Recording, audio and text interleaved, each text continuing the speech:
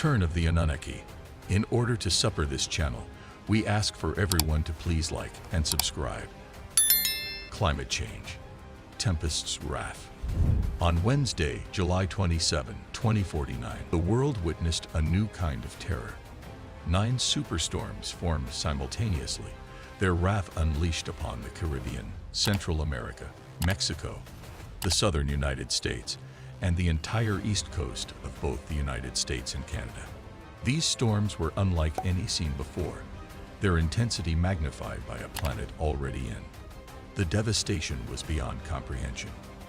Entire cities were swallowed by the sea, and millions were displaced.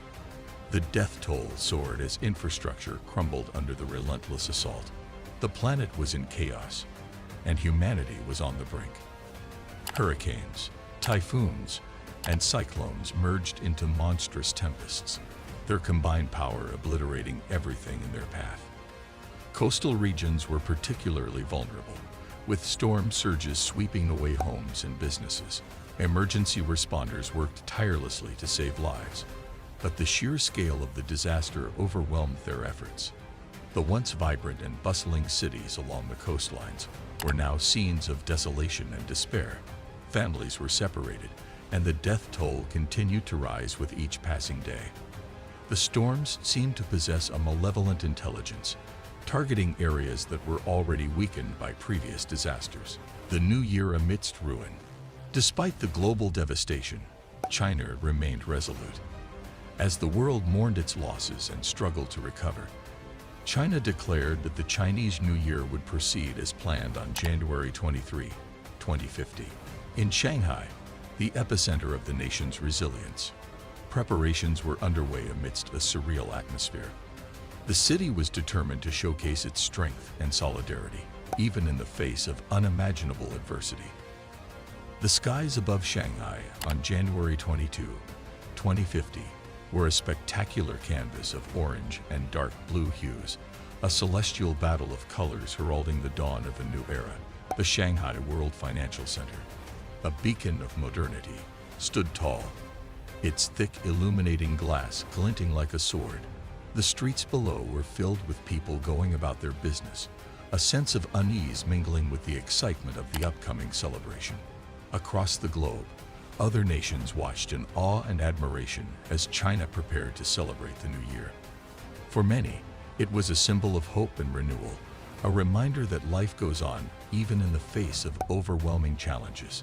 However, beneath the surface, there was an undercurrent of tension and apprehension, as if the world was collectively holding its breath, waiting for the next calamity to strike.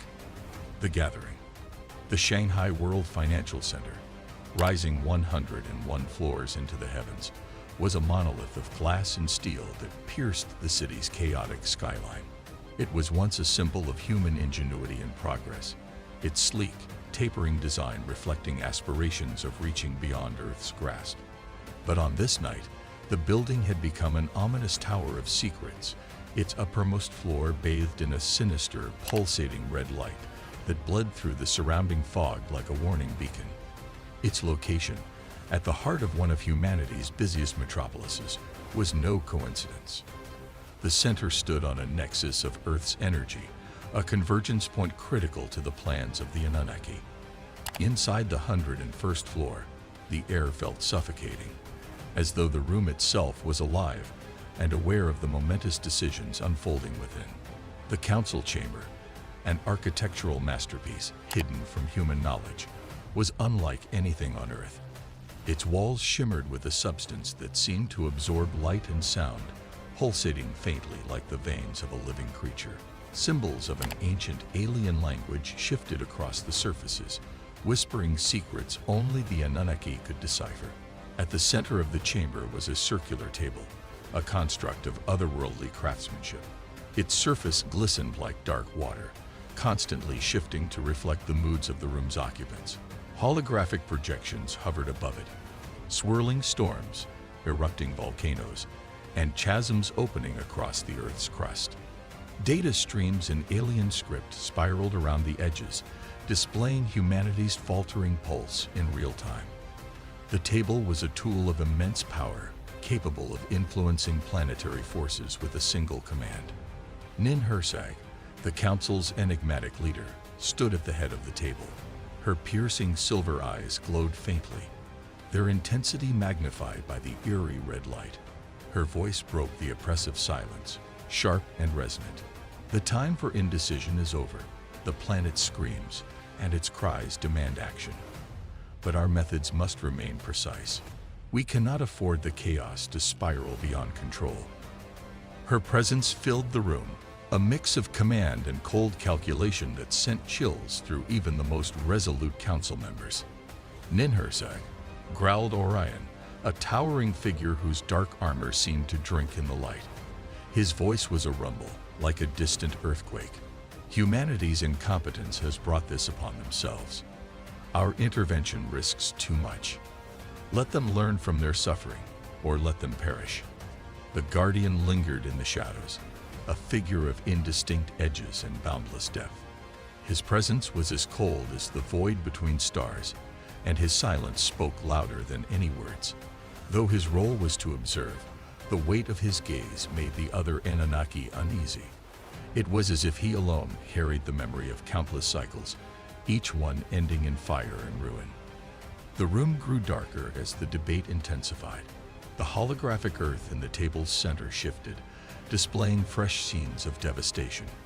Collapsing cities, tidal waves consuming coastlines, and survivors huddled in the ruins of their former lives.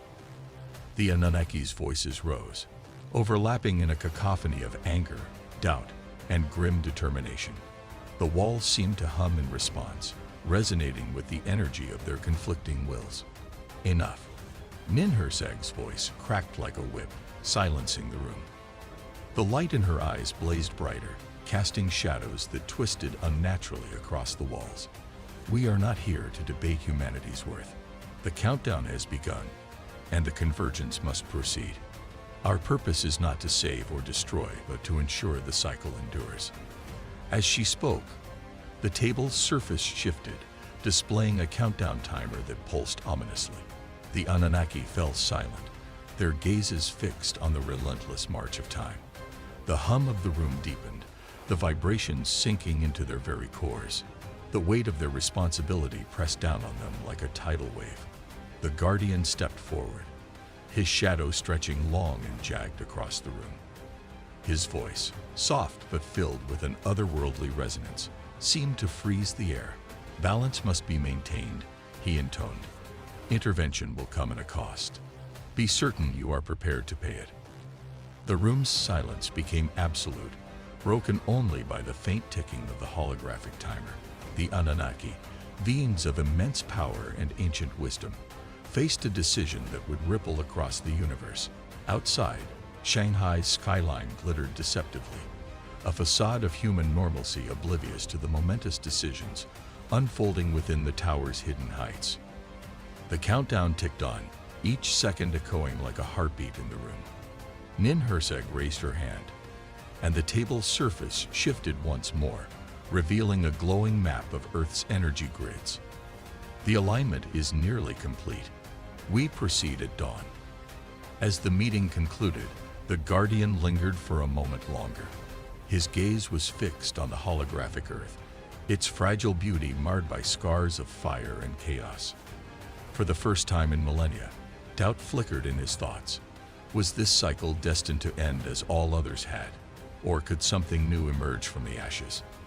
The Anunnaki dissolved into the shadows, leaving the chamber empty save for the faint glow of the hologram and the relentless ticking of the countdown. The Shanghai World Financial Center stood as a silent sentinel over a city unaware of its role in a cosmic struggle. Humanity's fate was no longer its own, sealed in the hands of beings whose motives were as inscrutable as the stars. The Guardian. Among the shadows stood the Guardian, a silent observer. Unlike the others, he did not partake in the heated debate.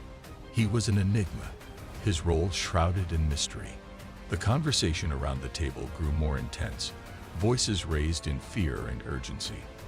The Guardian's presence was a constant reminder of the gravity of the situation, his calm demeanor contrasting sharply with the frantic energy of the others. The Guardian was a being of immense power and wisdom, his purpose intertwined with the fate of the Earth. He had witnessed countless events unfold, guiding humanity through times of great change and upheaval. His role was not to interfere directly, but to observe and ensure that everything came to pass so the Anunnaki could retrieve what they sought. As he stood in quiet contemplation, the Guardian's thoughts turned to the Anunnaki's long history with Earth. These ancient beings had seeded the planet with the potential for greatness, only to see it squandered repeatedly. Their return signified both hope and judgment, a reckoning for humanity's choices. Despite his neutrality, the Guardian could not entirely suppress a sense of empathy for the human race.